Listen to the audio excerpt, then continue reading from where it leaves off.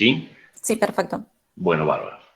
Bueno, como decía antes, entonces, vamos a leer el caso, vamos a ir analizando algunas cuestiones o ir reparando en algunos datos que me parecen importantes, que es un poco la idea, que de los denunciados vayamos detectando aquellas cuestiones o aquellos aspectos que son importantes, y sobre todo porque en la medida en que hemos ido pudiendo, los ejercicios, los casos prácticos por allí incluyen datos, no todos, pero algunos incluyen datos que no tienen ningún tipo de importancia a los efectos de lo que nos están pidiendo que resolvamos. Y eso está planteado así para que ustedes, de alguna manera, aunque sea en una pequeña escala, se acostumbren o se hagan a la idea que en la vida real, en la vida que van a tener que enfrentar como profesionales, como dijimos allá lejos en una de las primeras clases, vivimos y trabajamos dentro de una nube de datos, en donde hay muchísimos datos, muchos de los cuales no tienen ningún tipo de importancia o no son significativos o relevantes a los efectos de lo que tenemos que hacer. Entonces tenemos que de alguna manera ir generando una gimnasia, un hábito, acostumbrarnos a trabajar en una nube de datos sobre la cual tenemos que posicionarnos e identificar aquellos que sean relevantes, que sean significativos a los efectos de lo que tengamos que resolver. En nuestro caso particular, para el caso de los ejercicios prácticos, tenemos que aprender a identificar en función de las preguntas que nos están pidiendo que respondamos, qué datos pueden ser importantes o significativos y cuáles no tienen ningún tipo de importancia. Vamos entonces con la lectura del caso. Los señores Rino y Ceronte, motivados por la posibilidad de realizar negocios con países africanos, en mayo de 2016 decidieron encarar un proyecto de negocio consistente en envasar agua de río en bidones para su posterior potabilización. El proyecto incluía la fabricación de equipos domiciliarios de potabilización que conjuntamente con los bidones de agua conformaban el paquete comercial a ofrecer en el exterior. Fíjense que esta primera parte, lo único que tiene de alguna manera importancia es que nos está comentando el nacimiento de un negocio. En mayo del 2016, Rino y Ceronte tomaron la decisión de encarar un negocio, que es envasar agua para su posterior potabilización. El resto es todo cháchara hasta ahora. Durante los primeros meses, comercializaron su proyecto en localidades del norte de nuestro país con inesperado éxito. Otro dato totalmente irrelevante a los efectos de lo que podamos tener que resolver. En marzo de 2019, se inscribieron en la misión comercial encarada por la República Argentina Angola y viajaron en mayo. Otro dato que aparentemente también es nada más que ilustrativo y que no nos va a servir para nada. Durante las mesas de negocios cerraron numerosos contratos, lo que motivó, el replanteo del proyecto. La sociedad constituida se denominó Río Rico S.A. y cierra sus ejercicios el 30 de abril de cada año. Este sí es un dato que, en teoría, y por ahora deberíamos prestarle atención. ¿Por qué? Y porque al menos nos está dando información respecto de cuándo cierra ejercicio. Y es probable, si bien todavía no leímos las preguntas, es probable que la fecha de cierre de ejercicio tenga algún tipo de importancia. Cierra los 30 de abril de cada año. Y vamos con la información que nos da el caso. Ejercicio 2017. La estructura de recursos requeridas por el proyecto ascendió a 800.000 pesos. Esto nos fuerza a recordar de qué hablábamos cuando hablábamos de la estructura mínima de recursos requeridos.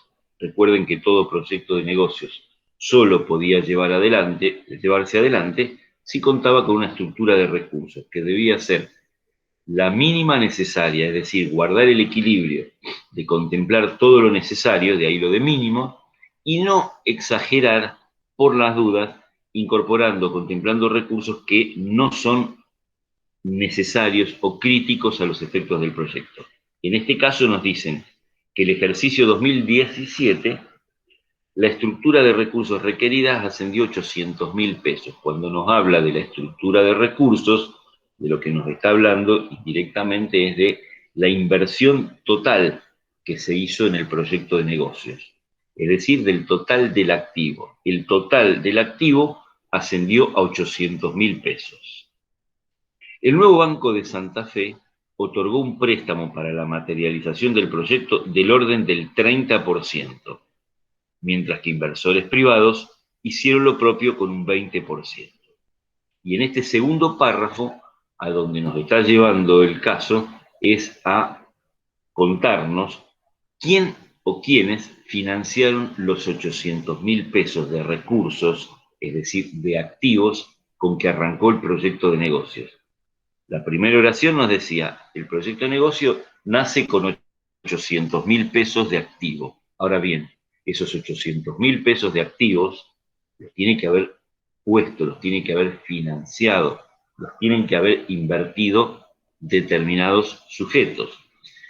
Y nosotros sabemos que la financiación de todo proyecto de negocio puede ser realizada por los propios dueños, que en este caso serían los señores Rino y Ceronte, pero también sabemos que se puede recurrir a la financiación de terceros, personas o entidades o empresas que transitoriamente financian parte de los recursos a cambio de un retorno asegurado.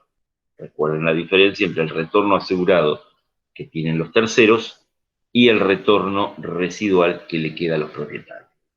En este caso, el enunciado nos dice que de los 800.000 pesos, un 30% financió el Banco de Santa Fe, otorgando un préstamo, y un 20% lo hicieron inversores privados. Y acá recuerden que en materia de financiación de dinero, es decir, de préstamos en dinero, esos préstamos podían provenir o de entidades bancarias, en este caso un 30% provino del Banco de Santa Fe, pero también podían provenir de terceros, es decir, de personas que sin ser bancos, que sin ser los dueños del negocio, es decir, sin ser los propietarios, a cambio de un retorno garantizado, podían facilitar recursos. En este caso puntual, un 30 de los 800.000 pesos lo facilitó el Banco de Santa Fe, un 20% lo hicieron inversores privados. Y aunque no diga nada, como a los 800.000 pesos alguien los tuvo que financiar, si un 30 financió el Banco de Santa Fe, si un 20 financiaron los inversores privados, es decir, un 50% financiaron terceros ajenos al proyecto, el otro 50%, por descarte, no queda otra que lo financiaron los propietarios. Durante el primer ejercicio... Rafa, Sí, perdón, ¿podés agrandar la letra? a ver, ¿mejor ahí? Sí, gracias. No, acá hay un error, perdón.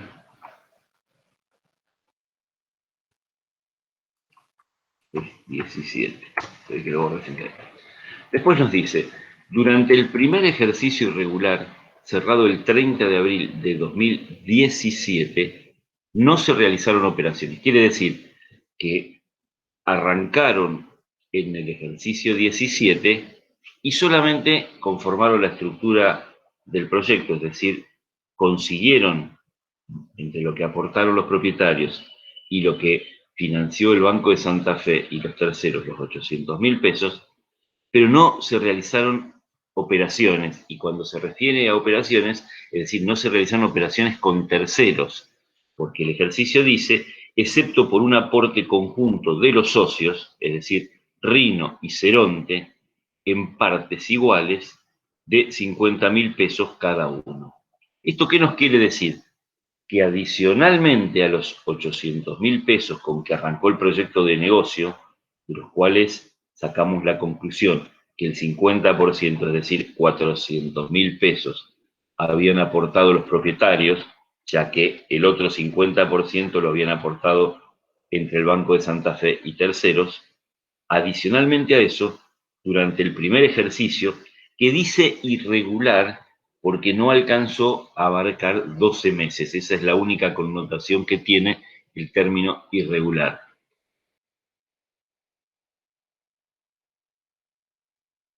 Lo que nos dice el caso es que no se realizaron operaciones, excepto un aporte de los socios, es decir, que adicionalmente a lo que aportaron inicialmente, aportaron 50.000 pesos más cada uno.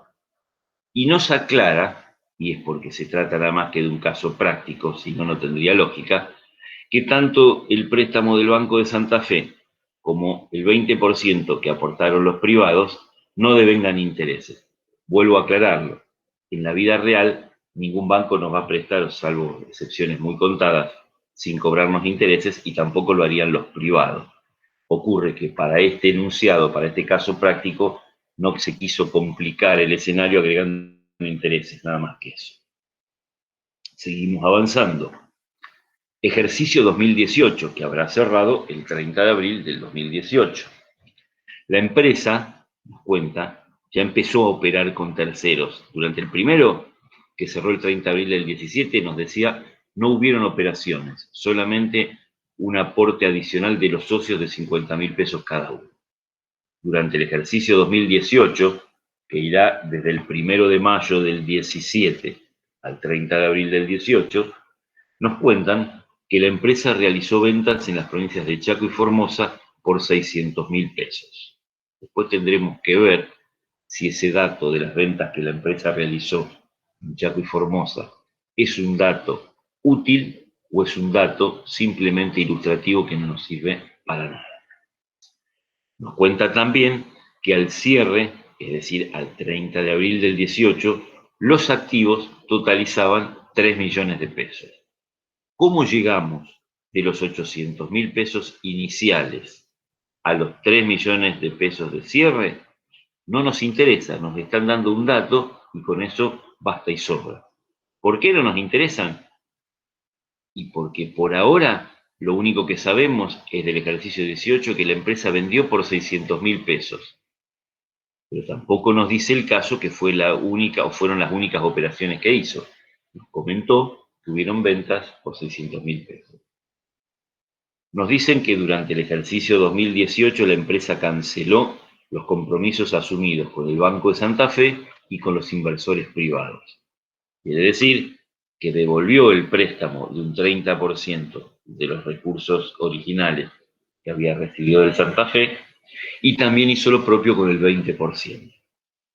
Como en el punto referido al ejercicio 2017 nos aclaraban que los préstamos no devengaban intereses, tenemos que suponer que simplemente se limitó a cancelar el 30% de 800.000 y el 20% de 800.000.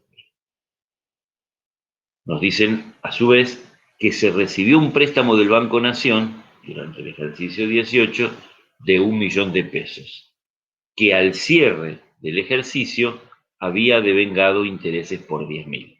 En este caso en particular, ahora sí, ya me agregan la información o el dato correspondiente a los intereses y lo que me están diciendo es que al 30 de abril del 2018 no solo debíamos el 1.000.000 de pesos que nos había facilitado el Banco de Santa Fe, del Banco Nación, perdón, sino que también le debíamos 10.000 pesos, porque como toda operación financiera, y el recibir un préstamo es una operación financiera, que consiste en que nos facilitan dinero a cambio de que lo devolvamos en un determinado plazo, y en general a cambio de un precio, que es el interés, en este caso, desde la fecha en que nos dieron el préstamo en el Banco Nación, que el enunciado no dice cuándo, porque evidentemente no va a ser necesario, hasta el cierre, hasta el 30 de abril del 18, se generaron intereses que conjuntamente con el capital de 1 millón de pesos, al 30 de abril del 18, se estaban debiendo por 10.000 pesos. Por último, el enunciado nos dice, el ejercicio 2019, es decir, el que finaliza el 30 de abril del 2019, el 15 de mayo del 19, los socios realizan un aporte complementario de fondos de 100.000 pesos cada uno de ellos. Vamos a ver si nos sirve o no nos sirve esta información. Porque yo me referí mal. El ejercicio 2019 es el que va a finalizar el 30 de abril del 2019. Y fíjense que esto está mencionando 15 de mayo del 19, posterior al cierre. Vamos a ver qué nos solicita el caso. Primero, OA, que planteemos al momento de la constitución de Río Rico el esquema de financiación del proyecto de negocios. Segundo, que determinemos el resultado del ejercicio de Río Rico por el ejercicio finalizado el 30 de abril del 18, y nos dicen que apliquemos el modelo tradicional. Vamos a tener que recordar qué características tenía el modelo tradicional. Y por último, que debería ser C, no D, nos dice nos pregunta a cuánto ascendía al cierre del ejercicio 18 el capital a mantener. Muchas veces algunos datos en estos ejercicios están tan modificados y están mal porque mientras voy resolviendo, a lo mejor sin darme cuenta cambio algo y por eso después me queda alguna cosa más. Bueno, vamos a ir por la solución del primer punto. Por lo tanto, vamos a descubrir lo que teníamos acá. Bueno, el primer punto nos solicita que al momento de la constitución establezcamos o planteemos el esquema de financiación del proyecto de negocios. Y acá lo que tenemos que recordar son las similitudes que hay entre ciertos conceptos. Lo primero que tenemos que recordar es que todo proyecto de negocios, para poder lograr conformar la estructura de recursos totales, necesita de algunas personas, de gente o de empresas que financien esa estructura, es decir, que pongan el dinero necesario para poder hacernos de esa estructura de recursos. Recuerden que la estructura mínima de recursos requerida era ese listado, simbólicamente hablando, era ese listado detallado que habíamos armado, en donde habíamos definido todos y cada uno de los distintos activos con que entendíamos como mínimo y sin que sobre, pero tampoco sin que falte, debía contar un proyecto de negocios en función de su magnitud, en función del objeto en sí que se persigue, en función de la distribución geográfica, para tener mínimamente garantizada la viabilidad de poder funcionar. En nuestro caso, recordemos que recursos totales es sinónimo de financiación total, también lo es de inversión total, es decir, la totalidad de los recursos con que cuenta una empresa es igual al total de lo invertido por los propietarios y por los terceros en esos recursos. Y recordemos que todos estos conceptos eran sinónimos de activo. Y que esta parte del esquema de financiación empresaria siempre se iguala con la parte o con el otro término que lo que nos está indicando es quiénes y en qué proporción financian esa estructura de recursos. Por eso, recuerden que la financiación total de un proyecto de negocios siempre iba a estar compuesta por la suma de lo que de esa financiación total financian los propietarios, más lo que hacen lo propio los terceros.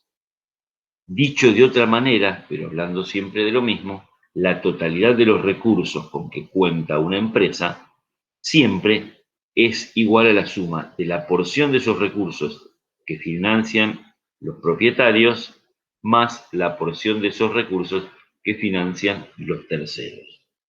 Y por último, traducido el esquema de financiación empresaria en términos contables, los recursos totales, la financiación total o la inversión total, que en este caso no lo puse, se denomina activo. Y a ese activo siempre lo financian en una porción los terceros, lo que llamamos pasivo, y como el activo es el patrimonio, si al patrimonio, que es el activo, le detraemos la porción que financian los terceros, obtenemos el patrimonio neto. Ocurre que al momento inicial, al momento de la constitución del proyecto de negocio, el patrimonio neto solamente va a estar integrado por lo que han aportado los propietarios. Y ese aporte inicial de los propietarios se denomina capital. Entonces, respondiendo a lo que nos pregunta el caso, al momento de la constitución de Río Rico, ¿cuál era el esquema de financiación empresarial? ¿Cuál es la fotografía inicial con que Río Rico arrancó el día que se fundó? Tenemos que irnos a los datos, y si vamos y buscamos en los datos, vamos a encontrar que el dato relevante es este. La estructura de recursos requeridas por el proyecto ascendió a 800.000 pesos. Este dato nos permite identificar a cuánto ascendieron al momento de la fundación, de la constitución de Río Rico, los recursos totales, es decir, a cuánto ascendió el activo. El activo era 800.000 pesos. Y dijimos que esos 800.000 pesos, indefectiblemente, los tienen que haber financiado determinados sujetos.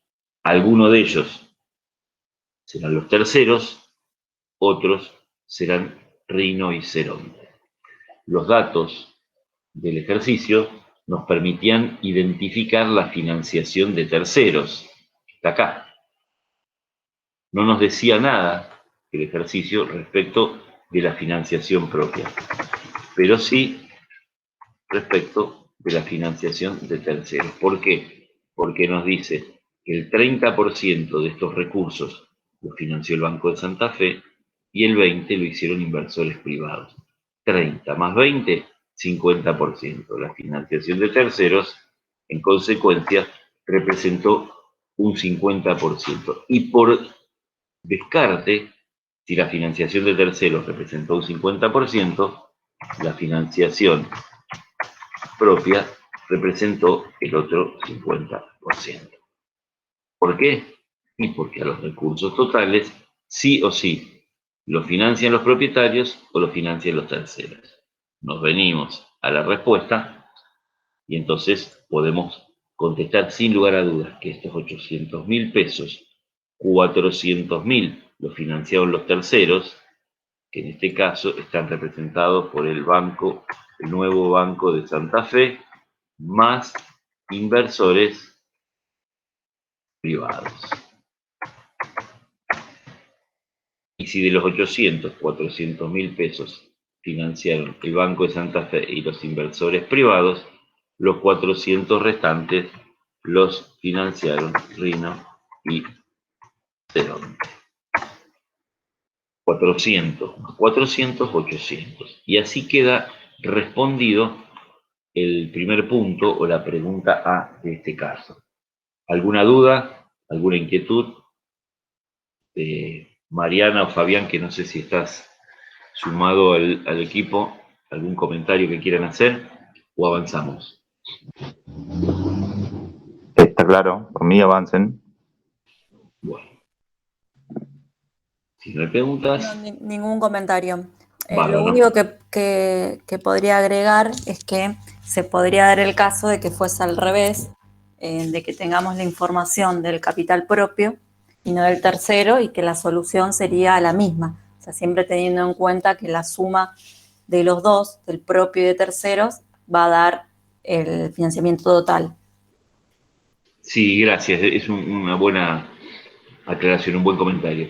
Parte de la premisa que todos tienen que tratar de internalizar, y es que alguien tiene que aportar para poder conformar la estructura de recursos con la que arranca cualquier proyecto de negocio y que acompaña toda la vida de un proyecto de negocio. En todo momento, en el momento que decidamos pararnos y tomar una fotografía de la empresa, digamos, esta es la estructura de recursos, este es el activo que tiene una empresa, sea el momento cero, cuando se constituye, o sea en el momento que decidamos detenernos y digamos, bueno, a ver, ¿cuál es el activo de la empresa? Lo que todos tienen que tratar de tener en claro, que a ese activo lo está bancando, y perdónenme la expresión, pero me parece gráfica, lo está bancando alguien.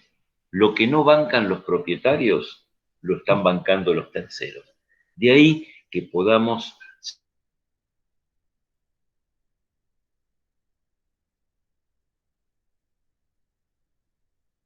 el patrimonio neto, que en el momento de la Constitución, como dije recién, el patrimonio neto estará constituido exclusivamente por el capital inicial aportado por los propietarios. Pero siempre, siempre, siempre, patrimonio neto más pasivo sumados determinan el activo. Esto es algo que tienen que grabárselo, porque no hay posibilidad de contar con recursos si no es gracias a que los propietarios o a los terceros lo estén bancando, los hayan de alguna manera aportado, en el caso de los propietarios, o los estén prestando a cambio de un retorno los terceros. Pero si no se da esa facilitación de los recursos de parte de los propietarios o de los terceros, sería imposible que una empresa cuente con el activo. Vamos al punto B. El punto B nos dice, determine el resultado del ejercicio de Río Rico S.A., finalizado el ejercicio 30 de abril del 18, aplicando el modelo tradicional. Bueno, este punto es interesante para empezar a introducirlos en el concepto que ya vimos en su momento, pero que solamente lo vimos desde el punto de vista conceptual, que es el concepto de cómo se determina el resultado de cualquier periodo de tiempo. Cómo determinamos el resultado de cualquier periodo de tiempo. Y el otro aspecto importante es el que tenemos que tener en cuenta después de haber, al menos conceptualmente, explicado el tema modelos contables, que ese resultado, a pesar de que las operaciones, los acontecimientos que se producen durante un periodo son únicos, ese resultado puede y de hecho suele variar dependiendo del modelo con que estemos trabajando. ¿Por qué? Y porque ya hemos hablado, y voy a aprovechar a repetirlo ahora, del concepto de reconocimiento de resultados. Y les dije en su momento que los resultados se producen más allá de que la contabilidad, dependiendo del modelo, los muestre o no los muestre, los determine y llegue a un valor o llegue a otro valor. Pero la importancia de saber con qué modelo estamos trabajando radica en que en función de la opción de modelo que elijamos para trabajar, van a depender que reconozcamos o no reconozcamos ciertos resultados, y también va a depender que, a pesar de reconocerlos, los podamos llegar a determinar, podamos llegar a medir y lleguemos a un valor u a otro valor.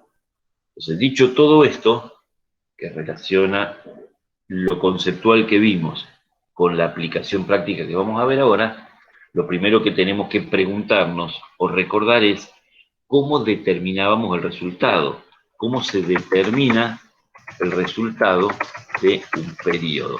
¿Y quién se acuerda cómo se determinaba el resultado de un periodo?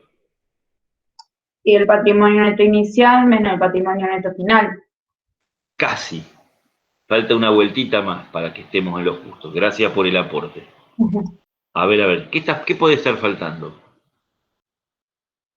Lo primero y que surge de lo que dijiste vos recién, y es importante, es que el resultado de un periodo surge por comparación, y no es menor. Determinar el resultado de un periodo de tiempo implica tener un inicio e implica definir un cierre o un final. Esto implica el transcurso del tiempo desde el inicio hasta el cierre. Ahora bien, ¿qué comparamos para saber si nos fue bien o si nos fue mal? Que es la vueltita de tuerca que falta a lo que dijiste recién.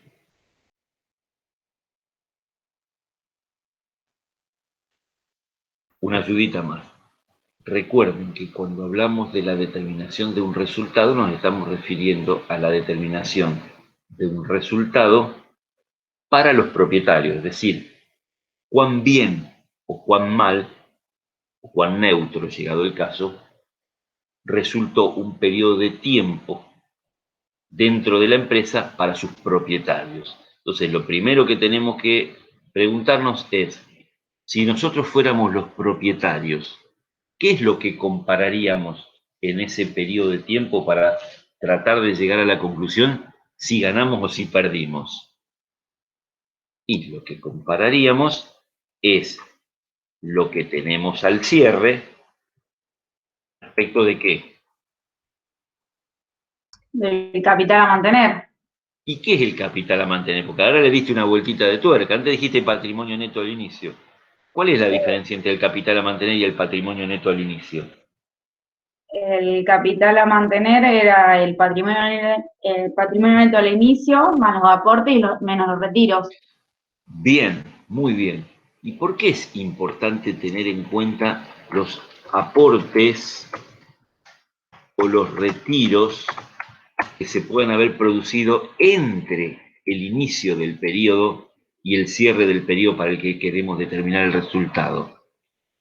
Y la importancia radica en que si no tenemos en cuenta lo que los propios propietarios puedan haber aportado durante ese periodo, que obviamente si aportaron debería haber contribuido incrementando lo que había al principio, o si no tenemos en cuenta lo que retiraron durante ese periodo, que obviamente debería haber disminuido lo que había al inicio, lo que obtengamos por diferencia entre comparar lo que hay al cierre respecto de lo que hay al inicio, va a ser un número confuso o mentiroso. ¿Por qué?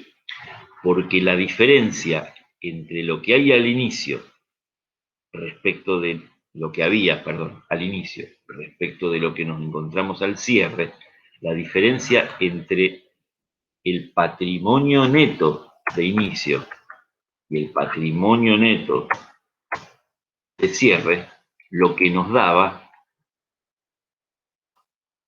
era algo que habíamos dado en llamar variación patrimonial. Ya sabíamos que esa variación patrimonial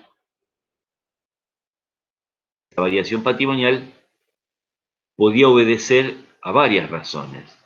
Y sabíamos que era el patrimonio neto al inicio. Si hubieron aportes más los aportes, menos si hubieron retiros los retiros, eso era igual a lo que dijeron recién, al capital a mantener. Lo que valía la empresa para los propietarios al inicio, más lo que le puedan haber agregado a través de aportes, menos lo que puedan haber retirado, como mínimo es lo que debiera valer al cierre. Entonces, ese capital a mantener más, menos el resultado del periodo va a ser igual al patrimonio neto. ¿Recuerdan? Arrancamos con una determinada fotografía, un determinado patrimonio neto al inicio. Si los propietarios durante el periodo en cuestión hicieron aportes o retiros, desdibujaron esa situación inicial. Por eso es que no podemos, para determinar el resultado, utilizar el patrimonio neto al inicio, sino que nos tenemos que ir al concepto de capital a mantener. De ahí la importancia del capital a mantener. ¿Por qué?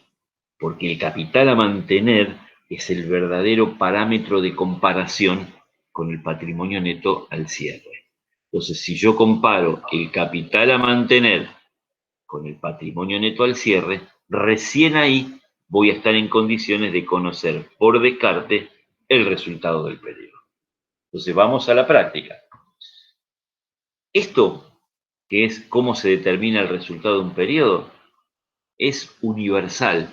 No importa si utilizo el modelo tradicional, que es el que me piden que aplique acá, no importa si utilizo el tradicional indexado, el de valores corrientes o el combinado.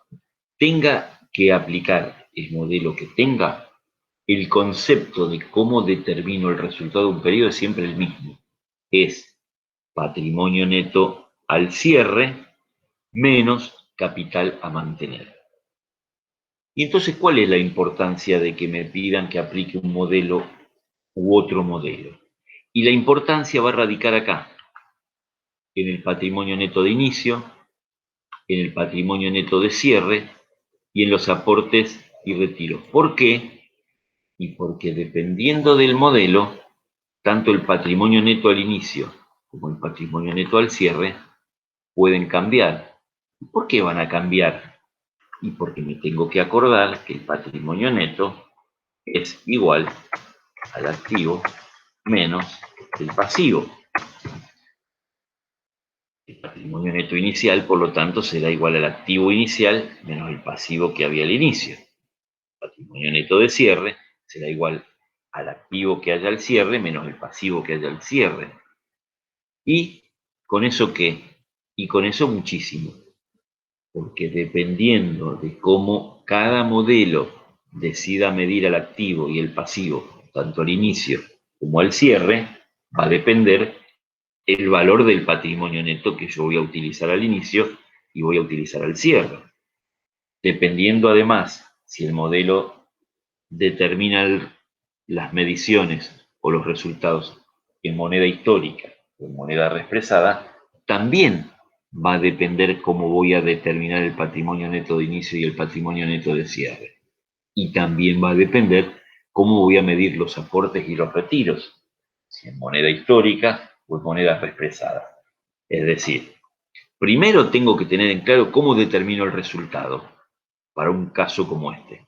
Y el resultado lo voy a determinar siempre igual. Patrimonio neto al cierre, al que le voy a restar o comparar el capital a mantener. Una vez que tengo claro esto, recién pasa a tener importancia con qué modelo lo tengo que determinar. En función del modelo que tenga que utilizar para determinar el resultado, dependerá cómo voy a medir el activo y el pasivo, tanto al inicio como al cierre, y de cómo voy a medir si hubieron aportes y retiros. Si lo voy a hacer en moneda histórica o en moneda reexpresada, si voy a medir a costo o a valores corrientes.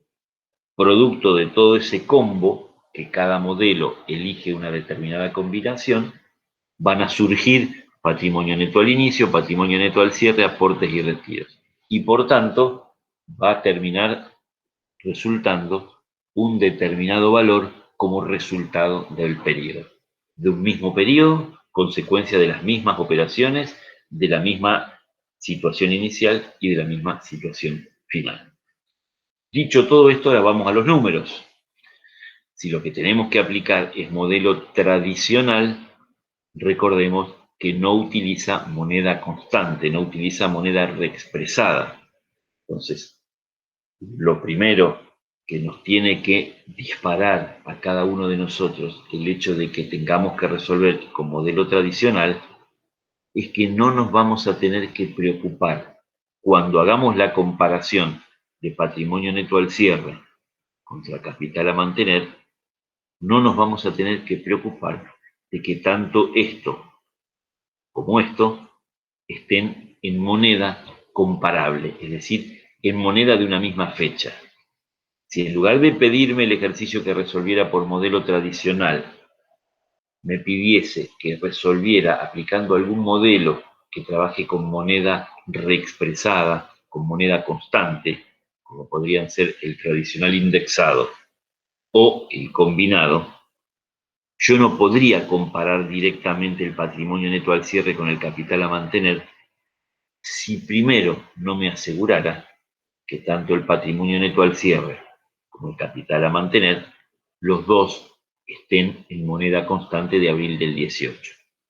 En este caso, como me dicen, utilice modelo tradicional, me relajo, me despreocupo, no me interesa si durante todo el ejercicio 18 hubo inflación, no me interesa si hubo deflación, me limito a comparar valores bobos, prescindiendo de todo lo que pueda haber hecho de desastre o no la inflación o la deflación si es que existió. Vamos a la parte calculatoria. Tengo un patrimonio neto al inicio, que es cierre 30 de abril del 17, y tengo un patrimonio neto al cierre, 30 de abril del 18. ¿Qué es lo que voy a hacer? Voy a comparar lo que vale la empresa para los propietarios, esto es lo que vale la empresa para los propietarios cuando el 30 de abril de 2018. Eso es lo que vale la empresa. La única realidad es que la empresa, y ahora vamos a ver cómo llegamos a ese número, al 30 de abril del 18 vale un determinado importe. ¿Y con qué lo vamos a comparar para determinar el resultado? Con lo mínimo que debería valer al cuando 30 de abril del 2018. ¿Y qué es lo mínimo que debería valer? El capital a mantener. Y alguien me puede decir, no, profe, se equivocó. ¿Por qué puso con lo mínimo que debería valer al 30 de abril del 18, si acá dice 30 de abril del 17? Es que justamente recuerden que para determinar el resultado tenemos que calcular el capital a mantener, que es lo mínimo que debería valer la empresa al cierre del ejercicio. ¿Para qué? Para compararlo con lo que realmente vale. ¿Cómo determinamos? Vamos a partir de cuánto valía cuando arrancamos, el 30 de abril del 17, cuando arrancó el periodo me refiero, porque el Río Rico arrancó antes. Vamos a ver cuál era la situación al 30 de abril del 17, que es el inicio del periodo. Vamos a los datos entonces. Y fíjense que durante el ejercicio 17, el enunciado nos decía que la estructura de recursos totales ascendía a 800.000. Por esa razón, en el punto A, habíamos concluido que la financiación propia, es decir, lo que valía Río Rico para Rino y Ceronte, era 400.000 pesos. Este es el dato crítico, este es el dato importante. 30 de abril del 17, Río Rico para los propietarios valía 400.000 pesos. Este era el patrimonio neto. Por eso decimos, el capital inicial a mayo del 16 era de 400.000 pesos. Pero ¿qué ocurre? Que tenemos que ver si entre abril del 17 y abril del 18 ocurrió algo que pueda haber modificado el valor de la empresa para los propietarios. Y ese algo pueden haber sido la existencia de aportes o retiros. Vamos al enunciado. Y ahí es donde encontramos que durante el ejercicio 17 no se habían realizado operaciones, excepto por un aporte conjunto, un aporte de los socios en partes iguales de 50.000 cada uno. Y esos son los datos importantes.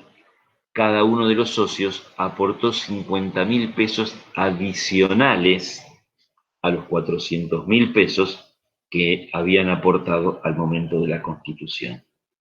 Entonces, si nosotros fuéramos los dueños de Río Rico, como mínimo, ¿cuánto tendríamos que pretender que Río Rico valga al 30 de abril del 18?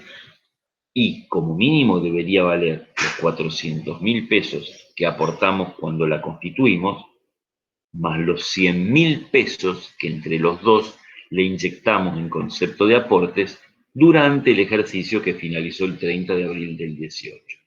En realidad, esto es lo mínimo que Río Rico debería valer, determinado con el modelo tradicional, para que podamos decir al 30 de abril del 18 y no ganamos ni perdimos. De ahí surgen estos 500.000 pesos. ¿Qué son estos 500.000 pesos? El capital a mantener. Si con todo lo que sucedió durante el ejercicio que finalizó el 30 de abril del 2018, Río Rico no fue capaz de conservar como mínimo un patrimonio neto de 500.000 pesos, que es el capital que debería haber sido capaz de mantener, habrá perdido. Si fue capaz de conservar y justo mantener un patrimonio neto de 500.000 pesos, no habrá ganado ni habrá perdido. Y si por el contrario, al 30 de abril del 2018, aplicando el modelo tradicional, concluimos que el patrimonio neto, es decir, que la empresa Pararrino y Ceronte, de acuerdo a los activos y pasivos que tiene al 30 de abril del 18,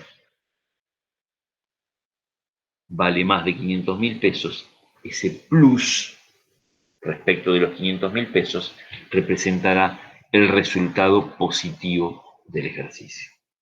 Entonces, a estos 500.000 pesos los tenemos necesariamente que comparar con lo que vale Río Rico al 30 de abril del 18. Esto es lo que debería valer como mínimo. Vamos a ver cuánto vale. ¿Y cómo sabemos cuánto vale al 30 de abril del 18 Río Rico? Lo que valen sus activos menos lo que vale la parte de ese activo que financian los terceros. En este ejercicio todavía no nos estamos complicando las cosas, por eso nos piden que lo resolvamos por modelo tradicional. Entonces, tenemos que determinar cuánto vale el activo y cuánto vale el pasivo al 30 de abril del 18. Determinado el activo, determinado el pasivo, por diferencia, podremos determinar el patrimonio neto. Y si conocemos el patrimonio neto al 30 de abril del 18, por diferencia, por comparación con el capital a mantener, vamos a obtener el resultado del ejercicio. Vamos a los datos.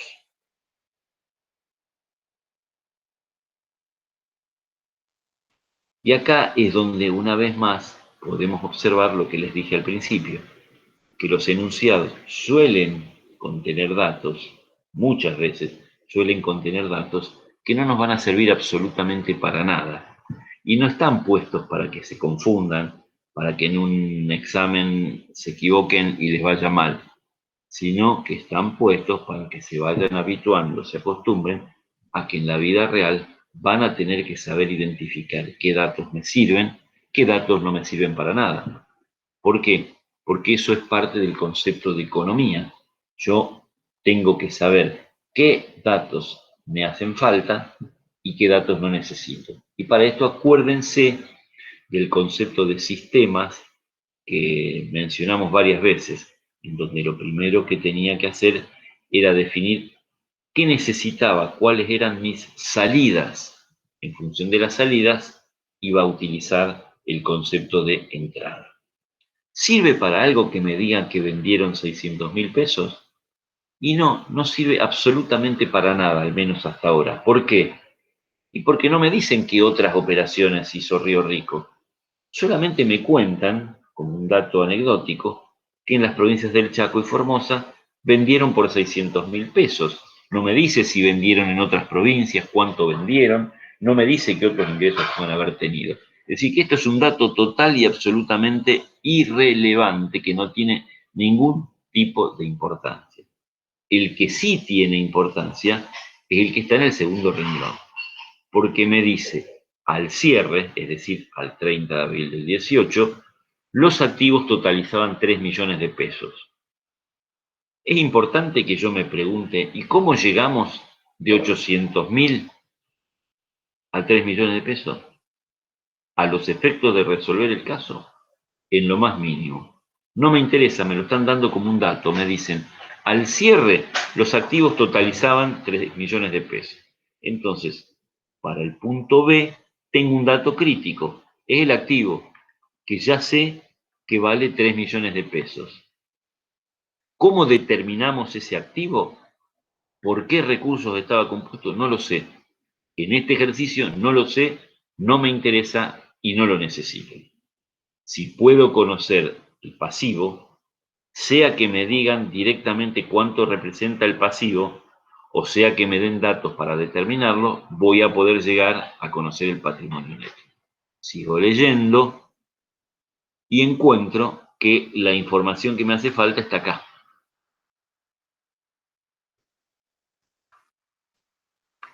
pero también está acá. ¿Por qué? Porque me dice, se cancelaron durante el ejercicio 2018, se cancelaron los compromisos asumidos con el Banco de Santa Fe e inversores privados. ¿Qué quiere decir eso? Y que los 400.000 pesos que cuando se constituyó Río Rico se le debían 30% al Banco de Santa Fe, 20% a los inversores privados, durante el ejercicio que finalizó el 30 de abril del 18, fueron cancelados. Dicho en otros términos, significa que al 30 de abril del 18, Río Rico no le debía más, ni al Banco de Santa Fe, ni a los inversores privados. Estos 400.000 pesos ya no se debían más.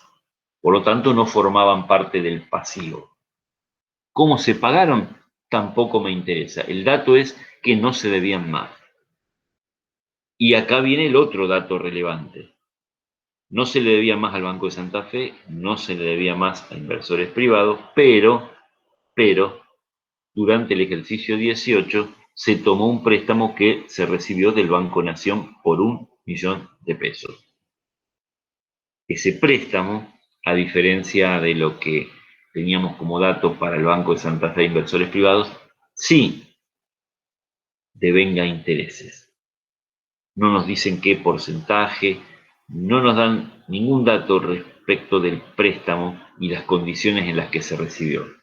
Pero sí me facilitan un dato que no puedo ignorar, y es que, dada la tasa que se pactó, dado el tiempo transcurrido, no sabemos en qué momento del ejercicio 2018 se tomó ese préstamo, pero sí lo sabemos, porque nos lo da como datos, que considerando la fecha en que se tomó el préstamo, que repito, no la conocemos y no la necesitamos, considerando la tasa de interés que se pactó, no la conocemos, no la necesitamos, alguien calculó por nosotros y nos lo da como dato que desde que se tomó el préstamo hasta el 30 de abril del 18, por el mero transcurso del tiempo, y recuerden que toda operación financiera genera o devenga resultados por el mero transcurso del tiempo, ya no se le debía más 1 millón de pesos, sino que se le debía el millón de pesos más 10.000 pesos de intereses.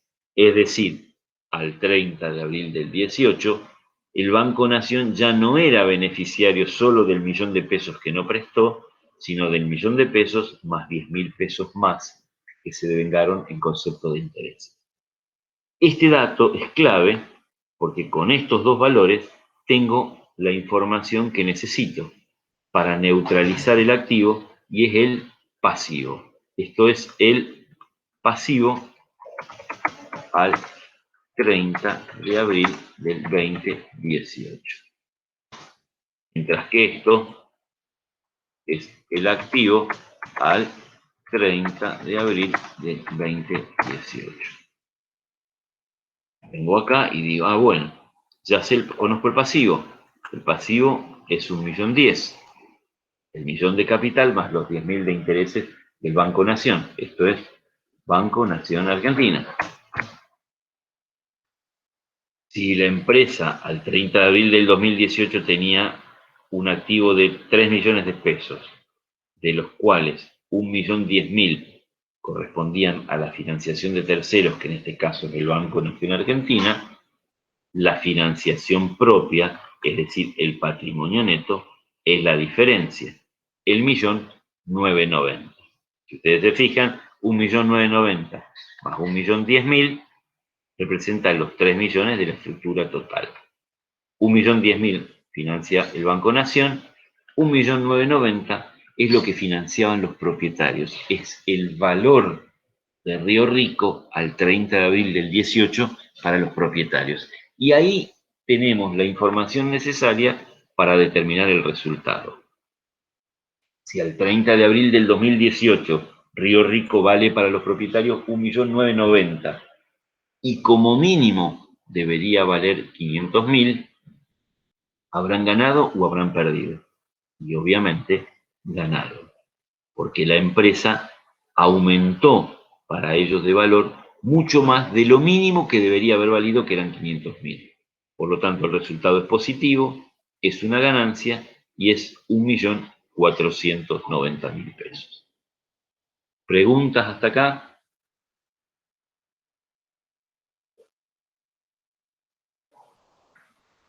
¿Alguna pregunta? ¿Algún comentario de Fabián, de Mariana?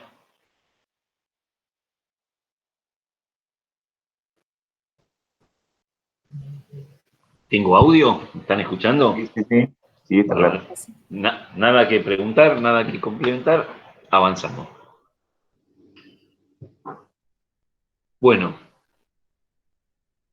al 30 de abril del 2018,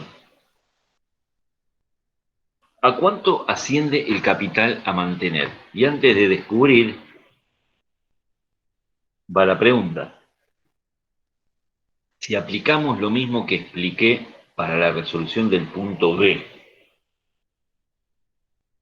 nosotros habíamos determinado que el capital a mantener al 30 de abril del 18 era 500.000 pesos. Está mal planteada esta pregunta, ahora lo voy a aclarar.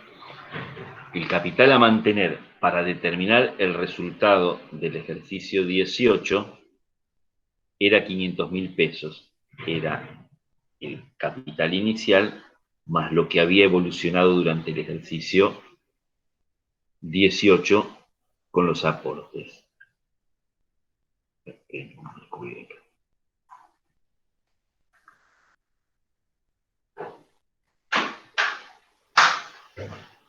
El capital a mantener al cierre del ejercicio 18 es esto mismo.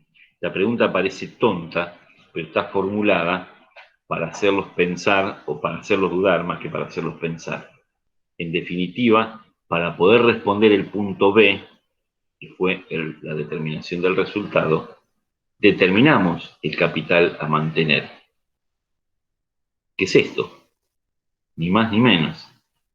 El capital inicial fue 400.000, habíamos recibido aportes de 100.000 y durante el ejercicio 18 no hubieron ni aportes ni retiros, por lo tanto el capital a mantener es este de 500.000 pesos que tenemos acá. Una pregunta media boba. Bueno, esto es el caso Río Rico. No sé si hay alguna pregunta antes de pasar al otro caso. Profe, Sí, ¿puede volver a explicar lo de capital a mantener? O sea, ¿por qué se mantiene igual se que mantiene al igual. inicio? Sí, se mantiene igual porque estamos hablando exactamente de lo mismo. Te pregunta el punto C, que no es el punto D, ¿a cuánto ascendía al cierre del ejercicio 18 el capital a mantener?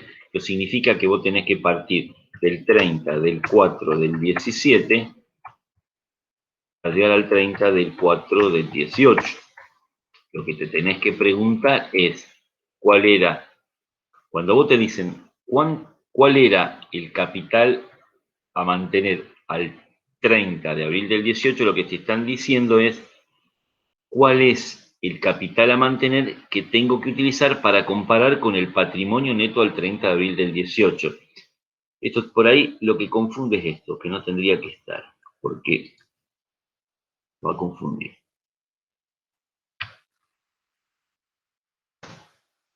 En definitiva, me están preguntando lo mismo que yo había necesitado calcular acá. Al 30 de abril del 18, ¿cómo determino el capital a mantener? ¿Cómo lo determino?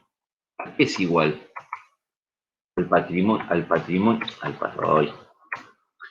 patrimonio neto al inicio, que ¿cuándo es el inicio? El 30 de abril del 17, más aportes menos retiros.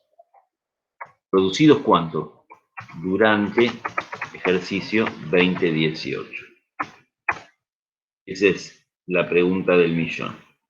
El patrimonio neto al 30 de abril del 17, ¿cuál era? Si nos vamos a los datos, los 400.000 pesos con que arrancó la empresa con financiación propia. ¿Y qué nos dicen? que durante el primer ejercicio, a ver, para no confundirlos, yo debería partir, a ver si con esto puedo ser más claro, porque estoy pensando cómo explicárselos para no confundir. El capital a mantener al 30 de abril del 18 es el patrimonio neto que hay al inicio del ejercicio, al 30 de abril del 17, más los aportes o retiros que se puedan haber producido durante el ejercicio 18. ¿Qué sucede? Que el patrimonio neto al 30 de abril del 17 lo tengo que determinar partiendo del momento de la Constitución que fue en el 2016. Entonces, ¿qué es lo que digo? Al momento inicial, a mayo del 16, que era cuando se había constituido la empresa, los propietarios habían financiado 400.000 pesos. ¿Sí? Ese era el patrimonio neto inicio, al momento de la fotografía inicial. Durante el ejercicio 2017, los socios aportaron 50.000 pesos cada uno. Es decir, al 30 de abril del 17, a los 400.000 pesos iniciales, se le sumaban los 50.000 que cada uno habían aportado durante el 17. Así llego del capital inicial de mayo del 16 de 400.000, sumados los 50.000 que aportaron cada uno durante el ejercicio 17, así llego a tener 500.000. ¿Hasta acá me seguís? Sí, profe, ahora entiendo. Ahora, o sea, en el ejercicio 2019 es cuando va a ascender el capital a mantener. Tal cual. Sería. El tema es el siguiente. Acá el tema pasa. Se me metió agua en el medio. El tema es el siguiente. Para llegar al patrimonio neto, a ver, lo voy a escribir acá. Para llegar al patrimonio neto inicial, que es 30 de abril de 2017, necesito partir del de mayo 2016. Ese es el tema. Entonces, al momento de la Constitución, mayo 2016, los socios aportaron los 400.000 pesos que ya vimos. Durante el ejercicio 17, que finalizó el 30 de abril del 17, vengo para acá, durante ejercicio finalizado 30 de abril del 17, los socios aportaron 100.000 pesos más. ¿Sí? ¿Eso qué me da? Queremos determinar en el punto B, 500.000. ¿Qué eran los 500.000? El patrimonio neto al 30 de abril del 2017. Pero el capital a mantener al 30 de abril del 18 que me están solicitando, debería ser el patrimonio neto abril del 17 y considerar los aportes o retiros que se puedan haber producido durante el ejercicio 2018. Por eso necesito preguntarme, ¿aportes durante ejercicio 2018? ¿Hubieron retiros durante ejercicio 2018? ¿Hubieron? Si yo me voy al enunciado, voy a observar que durante el ejercicio 2018, lo único que me cuentan que ocurrió es que habían habido ventas por 600.000, dato que no me sirve para nada, que los activos totalizaban 3 millones, que se habían pagado los pasivos con el Banco de Santa Fe y con los inversores privados, y que tenía un préstamo del Banco Nación por 1 millón que al cierre del ejercicio había devengado 10.000 pesos de intereses. Durante el ejercicio 2018, a diferencia de lo que me contaban que sucedió durante el 17, de que hubieron aporte de los socios, y a diferencia de lo que me cuentan que ocurrió durante el ejercicio siguiente, que en mayo del 19, posterior al 30 de abril del 18, los socios habían realizado un nuevo aporte, durante el ejercicio 18 no hubieron ni aportes ni hubieron retiros. Entonces, si no hubieron ni aportes ni retiros, el capital a mantener al 30 de abril de 2018 va a seguir siendo el patrimonio neto al 30 de abril del 17. Pero no porque lo correcto sea tomar esto, sino porque a esto lo tengo que corregir con los aportes y retiros, que durante el 2018 no hubieron aportes ni retiros durante ejercicio 2018. Solo hubieron en 2017 y 2019. Los que hubieron durante el 2017, los que hubieron durante el 2017 son estos.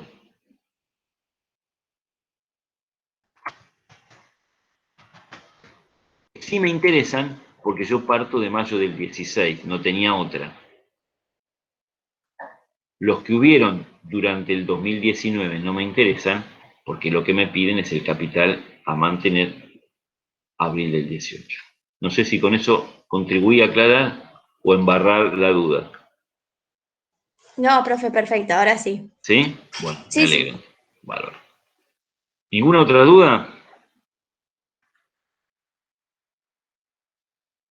¿Está todo bien? O después, si ustedes quieren, independientemente de que lo estén grabando, yo les comparto el caso destapado con todo esto que fuimos aclarando, si les sirve de algo. Después me avisan por el grupo y se los comparto. Bueno, si no hay dudas, cerramos Río Rico y vamos a empezar con el caso número 2, que es Damas PP. Si lo alcanzamos a terminar bien, si no, lo terminaremos el lunes. Vuelvo a repetir, vamos a agrandarlo, ya que me lo pidieron por las dudas, un puntito más. Total, no tenemos que ir. Como les dije antes, arrancamos siempre por la lectura del enunciado, que me parece lo más jugoso, lo más importante, y a partir de la lectura del enunciado vamos tratando de identificar aquellas cuestiones que a priori parezcan que pueden ser importantes o relevantes. ¿Por qué digo a priori? Porque tengo que hacer la composición del lugar que estoy leyendo un enunciado y todavía no sé qué es lo que me van a pedir. Lo que tengo que tratar es de ir interpretando qué me van contando. Solamente eso. Después veré de todo lo que yo logre interpretar que me están contando, a la luz de lo que me pregunten, qué datos sirven y qué datos no. Recuerden la diferencia entre datos e información.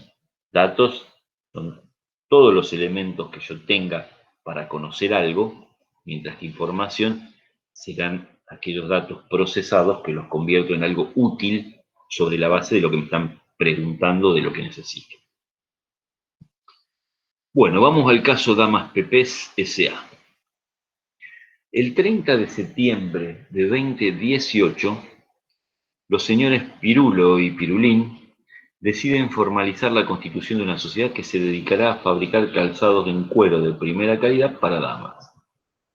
Esto es un cuentito en donde el dato que puedo ya ir tratando de tener presente es que esta sociedad las constituyeron el 30 de septiembre del 18. Me dan como dato curioso o anecdótico que la sociedad va a girar, significa que va a funcionar bajo la denominación de Damas Pepés Sociedad Anónima. Hasta ahí, simplemente se constituyó una sociedad que inicia el 30 de septiembre del 2018. Continúa el enunciado y dice, a esa fecha, 30 de septiembre del 18, vamos a ir destacando este dato.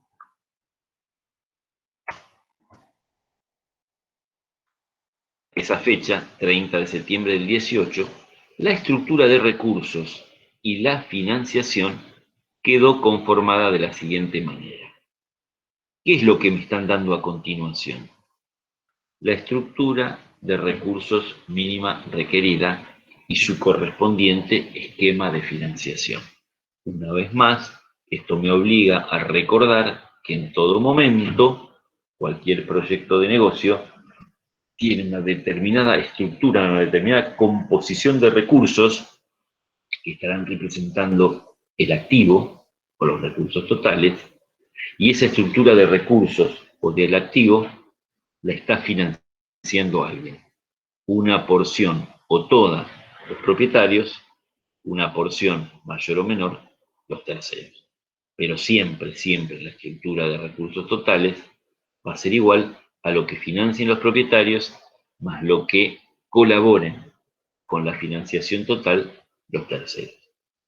Acá en realidad no me dicen qué forma parte de los recursos, qué forma parte de la financiación propia, qué forma parte de la financiación de terceros.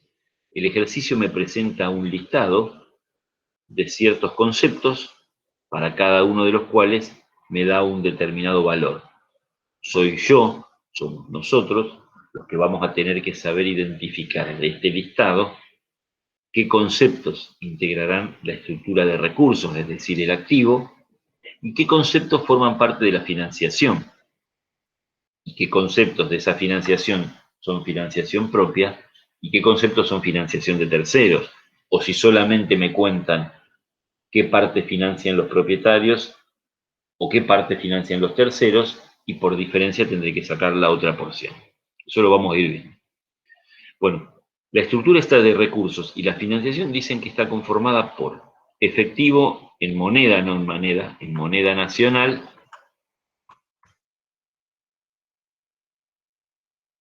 100.000 pesos. Mercaderías por 250.000, un rodado o rodados por 70.000, muebles y útiles por 20.000, deuda con proveedores por 250.000, probablemente sea la deuda por haber comprado mercaderías, un préstamo del señor Pirulín por 40.000 y un préstamo del señor Pirulo por 40.000. Y acá aparece un dato interesante o importante, que en algún momento lo mencionamos, pero ahora tenemos la oportunidad de vincularlo con una situación práctica. De la misma manera que lo hacen los terceros, aquellos que solamente se vinculan con una sociedad a cambio de un retorno garantizado, de una devolución y un retorno garantizado, quienes constituyen una sociedad, en este ejemplo, o en este caso de Damas PP, Pirulo y Pirulín, pueden simultáneamente quiere decir a la vez, pueden desempeñar dos roles o dos papeles distintos que para nada son impedimento. Por un lado, por el propio enunciado, sabemos que Pirulo y Pirulín son los socios fundadores, por tanto son los propietarios de Damas PP S.A.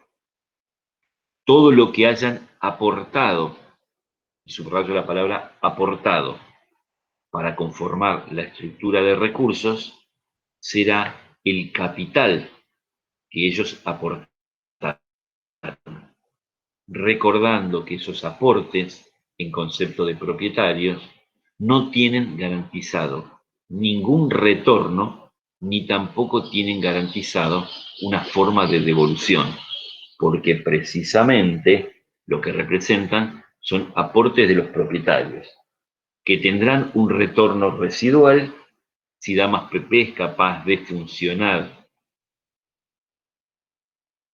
positivamente y es capaz de generar resultados positivos y cumplir con todos los terceros. de la misma manera como son aportes para que la empresa pueda funcionar, no tienen fecha ni tienen pactada devolución. Se aportaron. Pero también Pirulo y Pirulín, como dice este enunciado, pueden complementariamente, es decir, adicionalmente, ubicarse también del lado de los terceros. Y al igual que los terceros, además de haber hecho como propietarios un aporte sujeto a un retorno residual sobre el que no tienen ninguna expectativa de que se les devuelva, pueden haber hecho simultáneamente un préstamo transitorio a la sociedad y ubicarse, además de como propietarios, también en el lote de los terceros. Entonces, es muy importante que a partir de ahora aprendamos a identificar y estemos atentos a la posible situación de que los propietarios de una empresa puedan desempeñar un papel o un rol de propietarios, lo que los va a ubicar dentro del patrimonio neto, pero también estemos atentos que los propietarios pueden simultáneamente actuar en determinadas situaciones como un tercero común y corriente, prestando dinero a cambio de que en algún determinado momento pactado se les devuelva y eventualmente garantizando un retorno, es decir, a una determinada tasa de interés. Muchas veces, por ser propietarios, por ser partes del propio negocio, pueden facilitar dinero en concepto de préstamo a 0% de interés. Pero ¿cuál es la particularidad? Que a diferencia de hacerlo como un aporte que no se les devolvería, lo que hacen es prestarlo, al menos a cambio del compromiso de que la empresa en determinado momento les devuelva ese préstamo.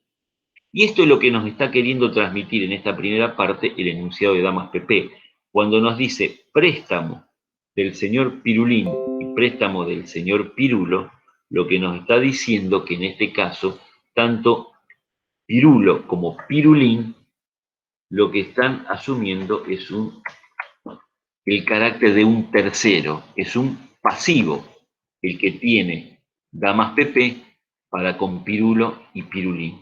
Un pasivo exactamente igual al que tiene con los proveedores, es decir, tanto con los proveedores como con Pirulo y Pirulín, lo que está adquiriendo Damas PP son deudas. En un caso con los proveedores, en otro caso con sus propios socios. Pero en los dos casos, lo que está adquiriendo son deudas. Y automáticamente, si nosotros logramos darnos cuenta e identificar esto que acabo de explicar, no nos va a resultar demasiado difícil diferenciar qué es el activo respecto de qué es el pasivo. El efectivo en moneda nacional, las mercaderías, el o los rodados y los muebles y útiles estarán integrando el activo. Mientras que por el otro lado, los proveedores y Pirulo y Pirulín estarán determinando el pasivo. Si conozco el activo, si conozco el pasivo, verlo así, si conozco el activo, si conozco el pasivo, por diferencia, estaré en condiciones de conocer el patrimonio neto. Después vamos a ver qué hay acá, que probablemente es parte de lo que acabo de explicar acá, porque no me acuerdo qué es lo que tenía. Vamos a seguir leyendo. Fíjense el tiempo que yo le estoy dedicando a la lectura del enunciado. Obviamente en un examen ustedes no pueden estar haciendo todo este análisis detallado y con todas las aclaraciones que yo hago. Pero la lectura del enunciado de cada caso es tanto o más importante que la solución. Porque la solución va a depender de cuánto entiendan el enunciado, de cuán capaces sean de separar lo que sirve de lo que no sirve, y a partir de ahí puedan resolver. Siguen los datos. Los préstamos recibidos de los socios, Pirulo y Pirulín, 40 y 40, se cancelarán a los 2 años íntegramente al final del plazo. Fíjense que acá se ve con claridad la calidad de préstamo, a diferencia de lo que son los aportes, que obviamente no tienen fecha de cancelación porque no está previsto devolverse. En este caso, si bien son Pirulo y Pirulín quienes facilitaron 40.000 pesos a damas PP cada uno, esos 40.000 pesos que los que facilitaron lo hicieron con el compromiso de que les sean devueltos. ¿Cuándo? Dentro de 2 años, íntegramente al final del plazo, y no van a devengar intereses. ¿Está bien? Está bien o está mal, no tiene ningún tipo de importancia. Es lo que acordaron Pirulo y Pirulín con la sociedad que a ellos mismos les pertenece. Lo que está claro y es trascendente es que esos 40 y estos 40 tienen una fecha de origen, que es el momento en que se constituye Damas PP, y tienen una fecha en la que van a ser cancelados por la sociedad, en la que le van a ser devueltos a Pirulín y a Pirulo a cada uno los 40.000 pesos que prestan, que es después de 2 años. Como dato también nos cuenta que a los rodados, bien de uso, activo depreciable, vayamos recordando lo que aprendimos, a los rodados, esta empresa les asignó una vida útil de 5 años, mientras que a los muebles y útiles una de 10 años. ¿Para qué me sirve la vida útil? Recuerden que la vida útil, si no había valor de rezago, es decir, valor de recupero al final de esa vida útil, era un dato fundamental en el caso de los activos depreciables para determinar cómo iba a ir calculando ejercicio tras ejercicio el porcentaje de consumo, el porcentaje de depreciación, lo que contablemente denominábamos amortización del ejercicio. El enunciado también nos dice que la empresa amortiza por el método de la línea recta a partir del ejercicio de alta por año completo independiente del uso o el empleo de sus bienes. ¿Esto qué quiere decir? Que la empresa, si me dicen que le asignó a los rodados 5 años de vida útil, lo que va a hacer es suponer que un rodado se va a desgastar durante 5 años en la misma proporción cada uno de esos 5 años. Significa descartar que a lo mejor al principio se desgaste más y después se desgaste menos o viceversa. El hablar de que aplica el método de la línea recta significa decirnos que la amortización, el consumo que se va a determinar para cada ejercicio va a ser exactamente el mismo. Y recuerden, lo vimos en su momento, el consumo de un bien de uso es igual a la amortización. ¿Y cómo calculaba la amortización anual? 100% dividido los años de vida útil. De ahí la importancia de que yo conozca,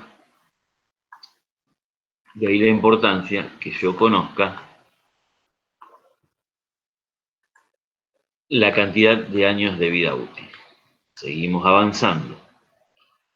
Los valores corrientes al cierre del primer ejercicio se mantienen constantes respecto de los de inicio, excepto por su depreciación. ¿Qué importancia tiene este dato?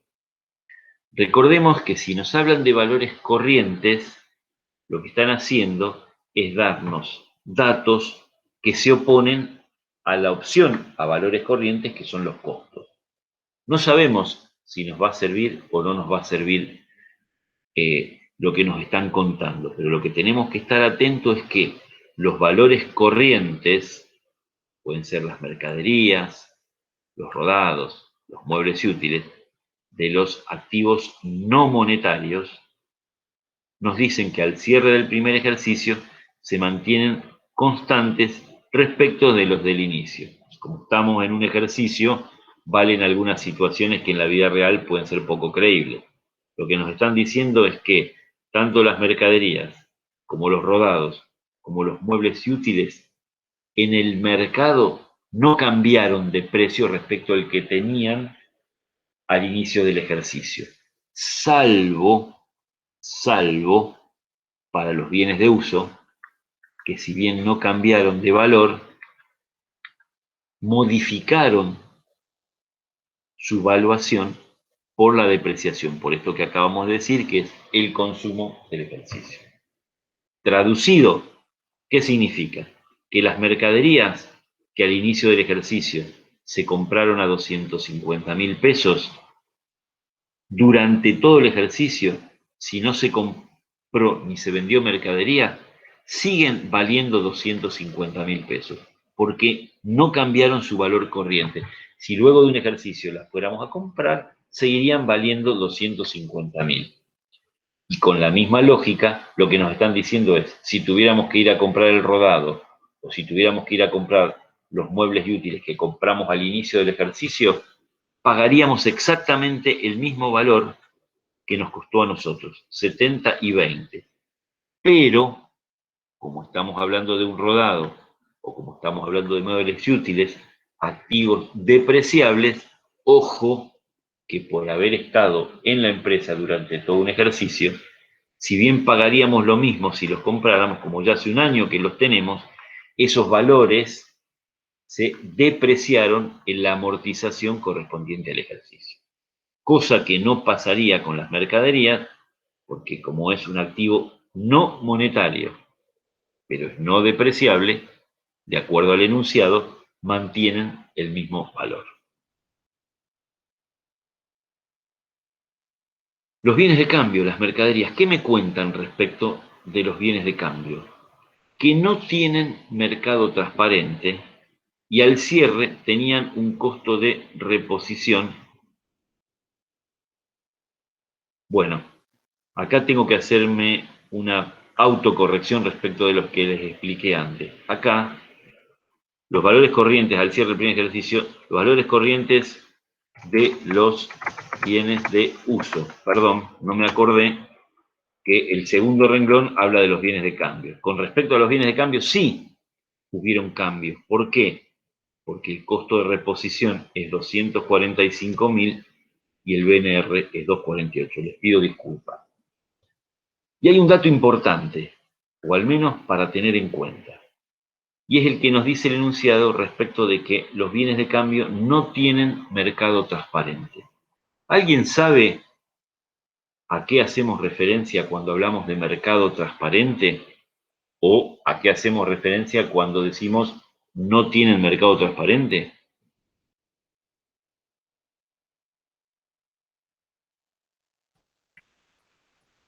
¿Alguien puede aportar algo?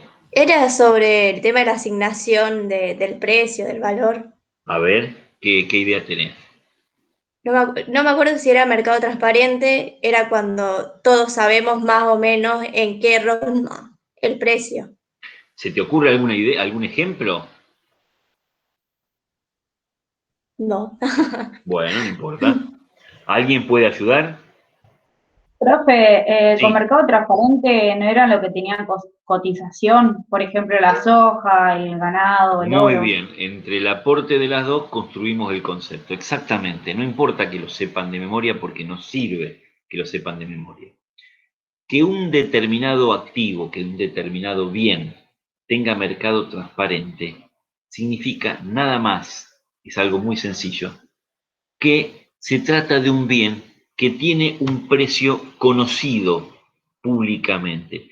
Se trata de un bien que no exige el esfuerzo de conseguir un comprador, regatear con ese comprador para determinar un valor en el que las partes se ponen de acuerdo para hacer el intercambio. El concepto de mercado transparente se relaciona con el concepto de intercambio que tantas veces hablamos. Si yo para hacer un intercambio, es decir, si yo para comprar o para vender un bien tengo que hacer el esfuerzo de conseguir un comprador o un vendedor, y una vez que encuentro un comprador o un vendedor, tengo que hacer el esfuerzo de ponerme a regatear para venderlo más caro o para comprarlo más barato, depende de qué lado del mostrador esté, ese bien, esa cosa, objeto del intercambio, no tiene mercado transparente. Que no tenga mercado transparente significa que exige un esfuerzo de comercialización, exige un esfuerzo para que yo lo pueda intercambiar, sea que yo esté en el rol de querer venderlo o sea que yo esté en el rol de querer comprarlo. Voy a un ejemplo muy simple. Yo tengo un auto, lo quiero vender. ¿Qué es lo que tenemos que hacer? Ese auto tiene un determinado modelo, es de una determinada marca, es de un determinado año. Tengo un valor de referencia, pero todos los autos usados se pagan exactamente al mismo valor por ser del mismo modelo, de la misma marca y del mismo año. Seguro que no. ¿Por qué? Y porque algunos estarán mejor conservados, otros estarán peor conservados. Porque algunos encuentran un comprador y un vendedor más rígido, que pide más y que no se baja, o un vendedor más blando que acepta lo que el comprador le quiere pagar, lo que da lugar que los rodados, si bien podemos tener una idea de cuánto pueden aproximadamente llegar a valer en el mercado del usado, para vender un rodado necesito todo un esfuerzo de comercialización. El primer esfuerzo de comercialización consiste en ponerlo en la venta. Lo publico en Rosario Garage. Si vivo en una casa, en un barrio, le pondré un tarrito, un bidón con agua arriba del techo por si alguien pasa y toca el timbre para preguntarme a cuánto lo vendo. Le plotearé en la luneta de atrás vendo y un celular. Exige todo un esfuerzo hasta que en algún momento aparezca o aparezcan los interesados, que se acercarán a averiguar y me preguntarán cuánto pretendo por ese vehículo. Y yo le diré un valor. Y algunos directamente me dirán, bien, gracias, y se van. Otros me dirán, está caro, ¿y cuánto querés pagar? Y empezaremos a regatear. Si tengo suerte, en más o en menos tiempo, encontraré a alguien que esté dispuesto a hacer conmigo el intercambio, pagando lo que yo pretendo o yo aceptando lo que él pretende pagarme. Pero imagínense que al lado mío tengo un vecino que es muy envidioso y se compró el mismo auto que yo, el mismo día, del mismo color, del mismo modelo, lo cuida exactamente igual que yo y el día que yo lo puse a la venta, él también lo puso a la venta. Son dos bienes de cambio, son dos bienes, dos objetos que deberían tener el mismo valor. Pero es muy probable que si los dos los ponemos el mismo día a la venta, si tenemos suerte de venderlo, yo obtengo un valor y él obtengo otro valor. ¿Y eso por qué se da si estamos hablando de un mismo bien, de la misma marca, del mismo modelo, del mismo año? Porque no tienen mercado transparente. Al no tener mercado transparente exigen todo este trabajito de esforzarme por venderlo o por comprarlo, depende de qué lado estoy, y luego ver que sale del regateo del precio. En oposición a este tipo de bienes, de cosas, que representan la inmensa mayoría, hay un pequeño grupo selecto, minoritario, que tienen justamente, como dijeron ustedes, lo que se llama mercado transparente. Tienen la particularidad que no se compran y venden como el resto de los bienes a partir de un comprador y un vendedor que yo localizo, que junto, que regatean y que llegan a un precio, sino que solamente se pueden comprar o se pueden vender en determinados ámbitos que son los mercados. Solamente se pueden comprar y se pueden vender con la intervención forzosa de una determinada persona que se llama corredor o intermediario, que por su participación, como todo aquel que trabaja haciendo un determinado trabajo o prestando un determinado servicio, cobra, en este caso una comisión, y en donde en ese pequeño ámbito se definen los precios de compra y se definen los precios de venta. Todo esto que acabo de decir es lo que se conoce como la cotización, como dijeron antes, que tienen ciertos bienes que son la inmensa minoría, la soja, el oro, el ganado, y un bien que estamos casi que habituados en Argentina, desgraciadamente, a transar, que es la moneda extranjera, el dólar. El dólar es una mercadería porque tiene un precio. El precio es la cotización, tipo comprador o tipo vendedor. El dólar es un bien con mercado transparente, porque hay una cotización. Todo aquello que tenga una cotización lo vinculamos con bienes con mercado transparente. ¿Cuál es la particularidad de los bienes con mercado transparente? Repito, que tienen una cotización, pero que además, para poder comprarlos o para poder venderlos, las partes no lo pueden hacer libremente, sino que tienen que recurrir a un tercero que trabaja intermediando en la compra y en la venta. En el caso de la moneda extranjera, el intermediario es el banco o las casas de cambio. Olvídense de los arbolitos y todo lo otro que no deberíamos hablar.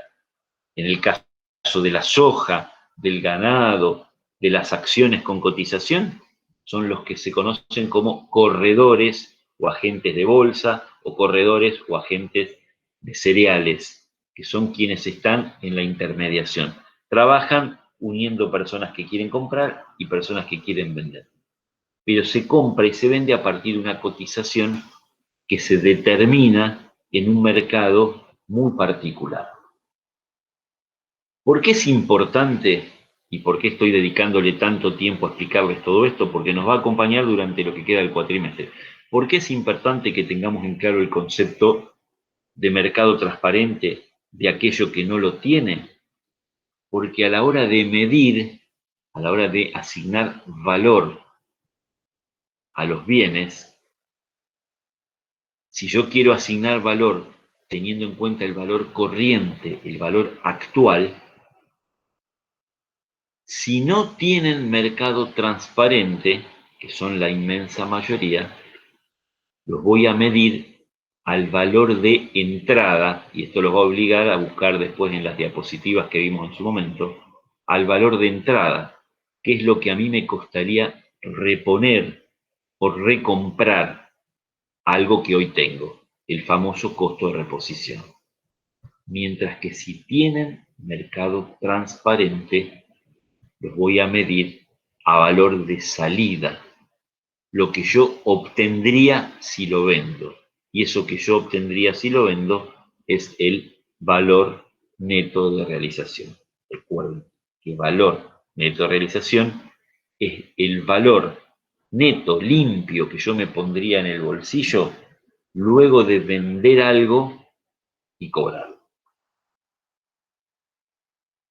El ejercicio nos dice que se definió como fecha de cierre los 30 de septiembre, coherente con la fecha en que se constituyó. Durante el primer ejercicio que finalizó el 30 de septiembre del 19, se había constituido en el 18, cierra en el 19, me cuenta que no se realizaron operaciones. Pero a pesar de que no se realizaron operaciones, me da como dato los índices de inflación que hubieron para septiembre del 18 y para septiembre del 19. Recuerden que los números índices eran números que iban acumulando mensualmente la inflación o la deflación que se va produciendo, que a diferencia de los coeficientes son números que para que tengan significado necesito compararlos con otro de otro mes anterior o posterior.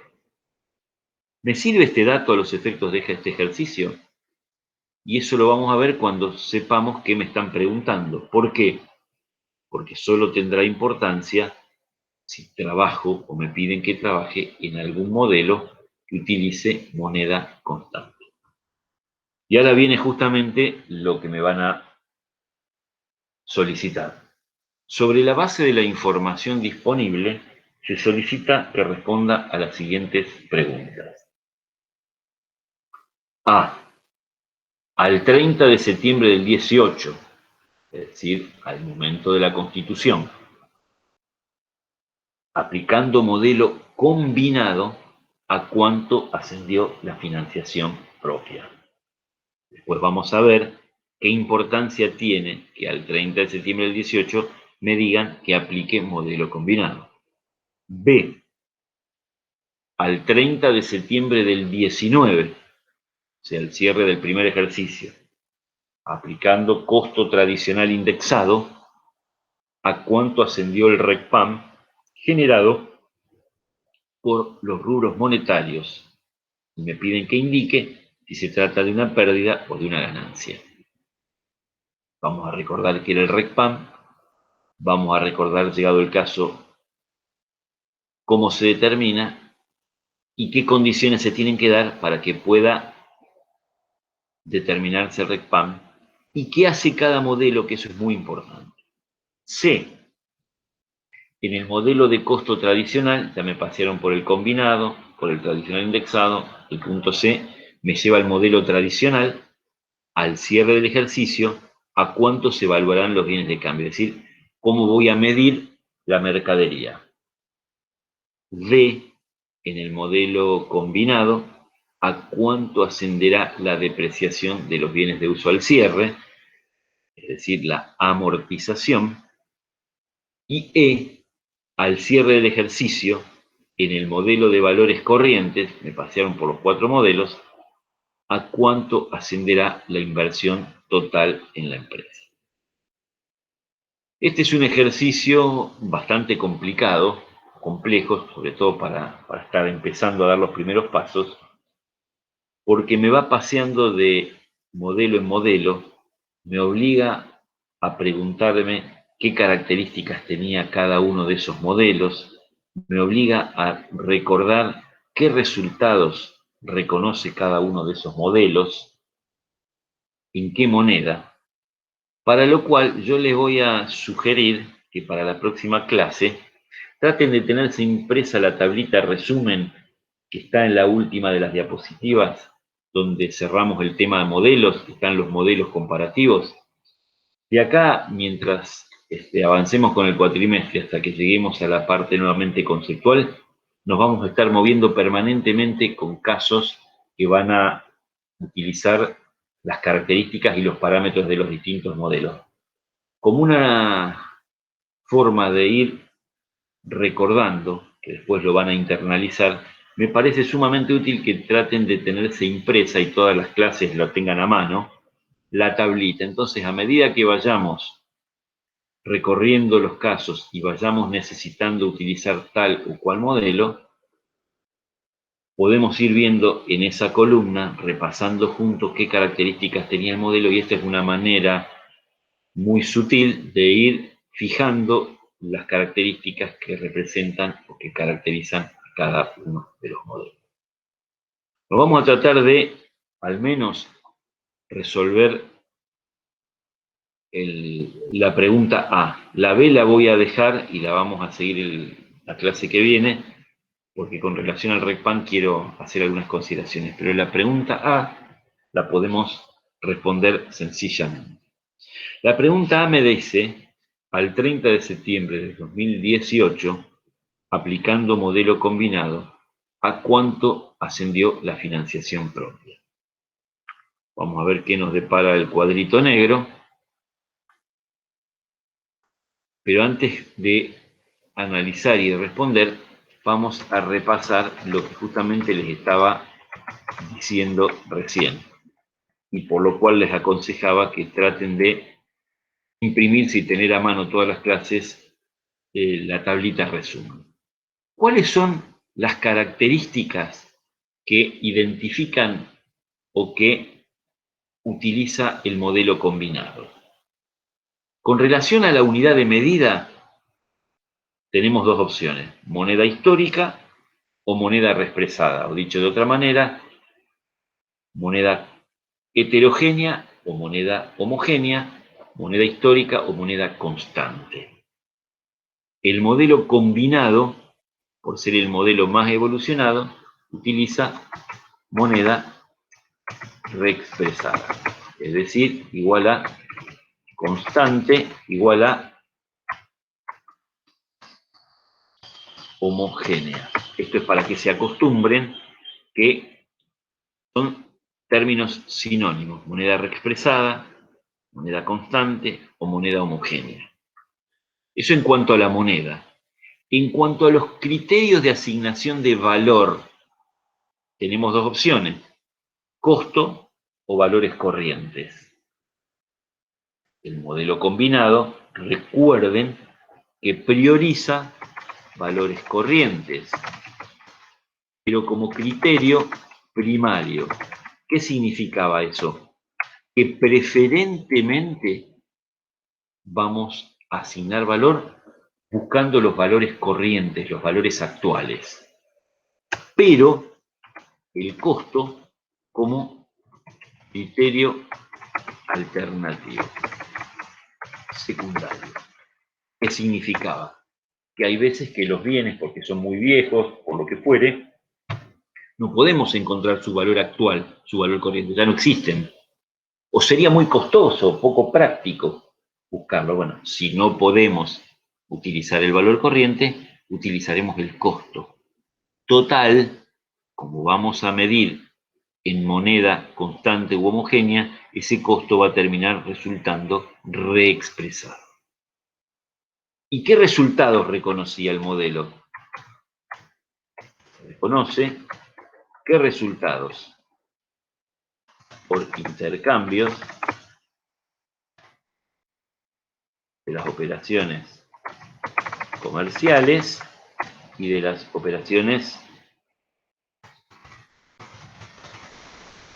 financieras. Y por tenencia, ¿qué tipo de resultados por tenencia? SPAM para los monetarios, R por T de los no monetarios. Es el modelo más completo de todos, por eso reconoce todo esto. Y es importante que yo lo recuerde y lo tenga presente. Ahora vamos a ver, a los efectos de lo que me están pidiendo, qué de todo esto es importante. Y acá aparece algo fundamental. Aplicando el modelo combinado, ¿a cuánto ascendió la financiación propia? La financiación propia, ya sabemos, que es la porción de los recursos totales que financian los propietarios. En este caso particular, no nos dan ese dato, porque ya habíamos visto que conocíamos el activo, que eran los recursos totales, y conocemos el pasivo, que es la financiación de terceros. Pero como tenemos que tener en claro que los recursos totales siempre los financian los terceros y los propietarios, si conozco los recursos totales que son el activo y conozco la financiación de terceros, la diferencia entre el activo y el pasivo me permitirá responder y conocer el patrimonio neto o financiación propia. Pero la particularidad de esta pregunta es que me dice, aplique modelo combinado. Aplicar modelo combinado significa acordarme de todo esto, que tengo que trabajar con moneda reexpresada y que tengo que medir a valores corrientes. Ahora bien, al 30 de septiembre del 2018, esto eran los valores del activo y estos eran los valores del pasivo. No transcurrió tiempo, porque me dicen al 30 de septiembre del 18. Si no transcurrió tiempo, que haya habido inflación o deflación, que debería tenerlo en cuenta porque me piden que responda en modelo combinado, es un dato que no tiene ninguna importancia. Porque para que yo reconozca, dependiendo del modelo, la inflación o la deflación, es necesario que me desplace en el tiempo. Y la pregunta A me dice al 30 de septiembre del 18, me dejó quietito, frisado, al inicio de la constitución de Damas PP S.A. Pero hay algo más todavía. Aplicar modelo combinado implica medir a valores corrientes, lo que significaría que yo me tendría que olvidar de lo que las cosas me costaron y medirlas al valor corriente. Pero una vez más se da una particularidad. En el momento en que se constituyó Damas PP, las mercaderías se compraron a 250.000 pesos. Como no transcurrió el tiempo, en ese caso, al inicio, el costo coincide con el valor corriente. ¿Por qué? Y porque si esas mercaderías que Damas PP las ingresó a 250.000 pesos con una factura el 30 de septiembre del 2018, ese mismo día se preguntara para responder con lo que exige el modelo combinado, ¿cuál es el valor corriente? Es decir, ¿cuál es el costo de reposición al 30 de septiembre del 2018? Se respondería 250.000. ¿Por qué? Porque no nos movimos todavía. Entonces, al valor al que compró las mercaderías es el mismo valor al que las tendría que comprar si las quisiera reponer. Una vez que comience a transcurrir el tiempo, es donde empieza a existir la posibilidad de que el costo se quede quietito y el valor corriente se vaya modificando. El mismo razonamiento aplica para el rodado y los muebles y útiles. Estamos hablando del momento en que Damas PP levantó las persianas, por lo tanto, ni el rodado tuvo desgaste, ni los muebles y útiles tampoco. Y si los tuviera que ir a comprar, pagaría el mismo valor, 70.000 y 20.000. Quiere decir que al momento de la compra, al momento del aporte inicial, el costo coincide con el valor corriente. Y en el caso de los activos depreciables, al momento cero, al momento de la constitución, todavía no se empezaron a utilizar, por lo tanto no tienen depreciación, no tienen desgaste.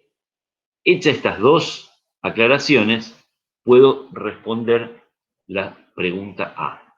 El activo es 440.000 pesos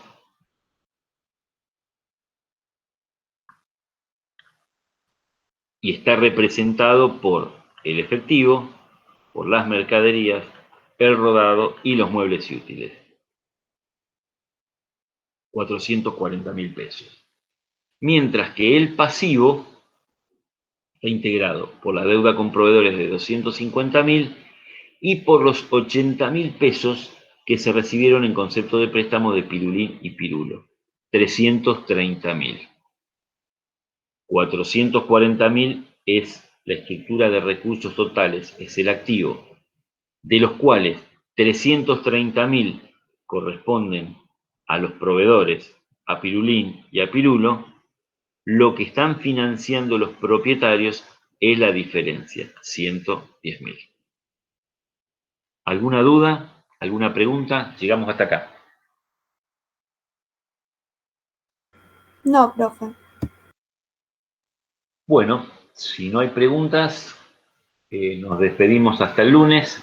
Yo hoy después les comparto, si quieren, el caso Río Rico con todo lo que aclaramos, y en todo caso el de Damas PP esperamos a la semana que viene, cuando lo tengamos terminado y esté todo descubierto con todas las aclaraciones, se los comparto, así tienen los comentarios, además de la grabación. Dale, profe, gracias. Bueno, nos estamos viendo entonces. Aunque falte, buen fin de semana. Chau, chau. Igual.